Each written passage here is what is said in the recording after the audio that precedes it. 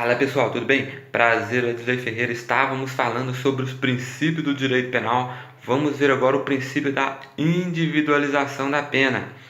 Esse princípio ele está previsto lá no artigo 5º, inciso 46 da nossa Constituição Federal de 1988. Lá diz que a lei regulará a individualização da pena e adotará, entre outras, as seguintes: privação da liberdade, perda de bens, multa, etc.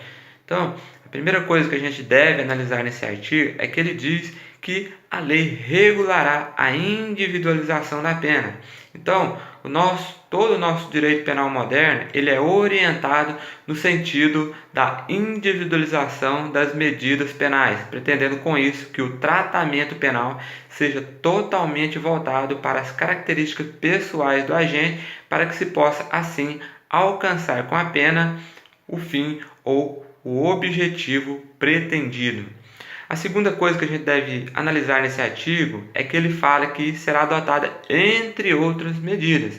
Então, quando o artigo fala será adotada entre outras medidas, aquele rol que está lá no artigo, ele é exemplificativo, ele não é taxativo. Então, de novo, quando o artigo fala que será adotada entre outras medidas, ele é exemplificativo, ele não é taxativo. O que eu quero dizer com isso é que a legislação penal poderá instituir outras penas, ok? Então, passado a explicação do artigo, vamos continuar. Então, lá no Código Penal está previsto, por exemplo, o crime de homicídio.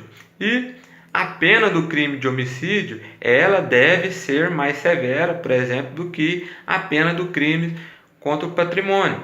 Então, essa fase seletiva realizada pelos tipos penais no plano abstrato, nós chamamos de cominação. Então, de novo, essa valoração dos bens do tipo penal, nós chamamos de cominação. Nessa fase será valorado os bens que estão sob a proteção do direito penal, individualizando a pena de cada tipo penal.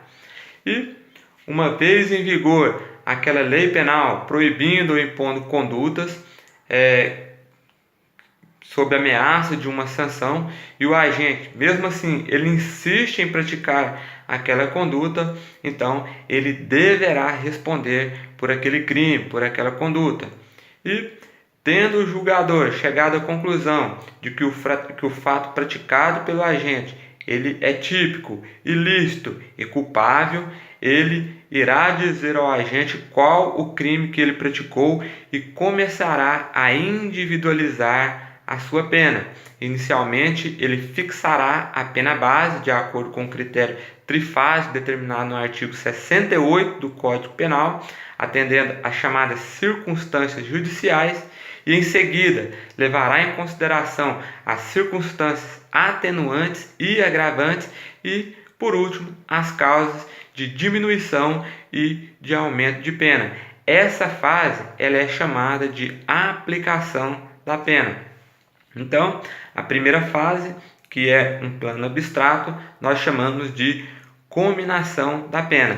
A segunda fase, que é quando o juiz irá aplicar aquela pena, nós chamamos de aplicação da pena. Então, a individualização da pena, ela sai do plano abstrato, cominação legislador, e passa para o plano concreto, que é a aplicação julgador.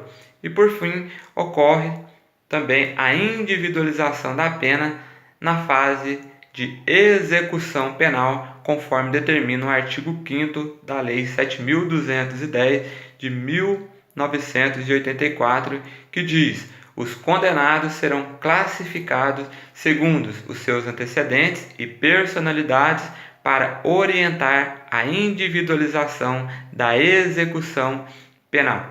Então, concluindo, a individualização da pena, ela passa por 3 fases distintas. A primeira, que é a cominação, a segunda, a aplicação da pena e a terceira, a execução da pena. Então, esse foi o princípio da individualização da pena.